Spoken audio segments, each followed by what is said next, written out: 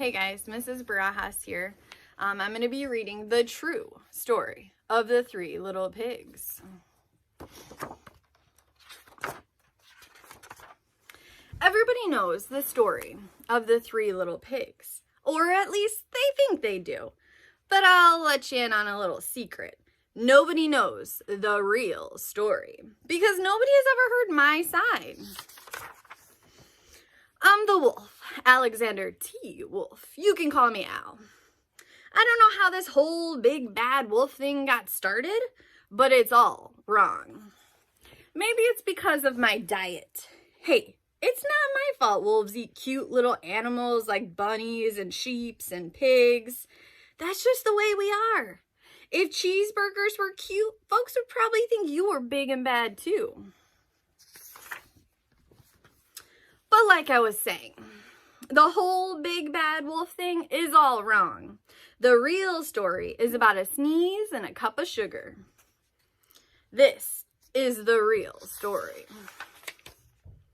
Way back in once upon time, I was making a birthday cake for my dear old granny. And I had a terrible sneezing cold. And I ran out of sugar.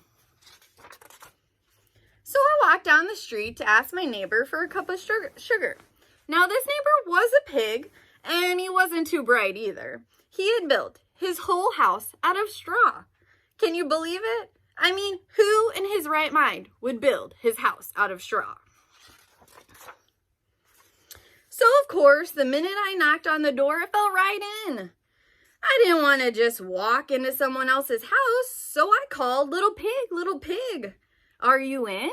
No answer. I was about to go home without the cup of sugar for my dear old granny's birthday cake. That's when my nose started to itch. I felt a sneeze coming on, and well, I huffed, and I snuffed, and I sneezed a great sneeze. And you know what? The whole darn straw house fell down. And right in the middle of the straw was the first little pig, dead as a doornail. He had been home the whole time. And it seemed like such a shame to leave a perfectly good ham dinner lying there in the straw. So I ate it up. Think of it as a big cheeseburger just lying there. And I was feeling a little better, but I still didn't have my cup of sugar. So I went to the next neighbor's house. And this neighbor was the first little pig's brother. And he was a little smarter, but not much. And he had built his house out of sticks. And I rang the doorbell on the stick house, and nobody answered. And I called, Mr. Pig, are you in?" And he yelled, "Go away, wolf, you can't come in. I'm shaving the hairs on my chinny chin. And I had just grabbed the doorknob when I felt another sneeze coming on. And I huffed, and I snuffed, and I tried to cover my mouth, but I sneezed a great sneeze. And you're not going to believe it, but this guy's house fell down just like his brother's. And when the dust cleared, there was the second little pig, dead as a doornail. Wolf's honor.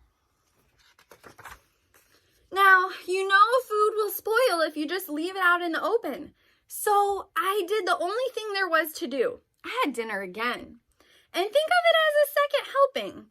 I was getting awfully full, but my cold was feeling a little better. And I still didn't have that cup of sugar for my dear old granny's birthday cake. So I went to the next house. And this guy was the first and second little pig's brother. And he must have been the brains of the family. He had built his house out of bricks. I knocked on the brick house. No answer. I called, Mr. Pig, are you in?" And do you know what that rude little porker answered? "Get out of here, wolf. Don't bother me again." Talk about impolite. He probably had a whole sack full of sugar, and he wouldn't give me even one little cup for my dear old sweet granny's birthday cake? What a pig! I was just about to go home and maybe make a nice birthday card instead of a cake when I felt my cold coming on. And I huffed And I snuffed, and I sneezed a great sneeze. And then the third little pig yelled, and your old granny can sit on a pin. Now, I'm usually a pretty calm fellow, but when somebody talks about my granny like that, I go a little crazy. And when the cops drove up, of course I was trying to break down this pig's door, and the whole time I was huffing and puffing and sneezing and making a real scene. But maybe you could loan me a cup of sugar.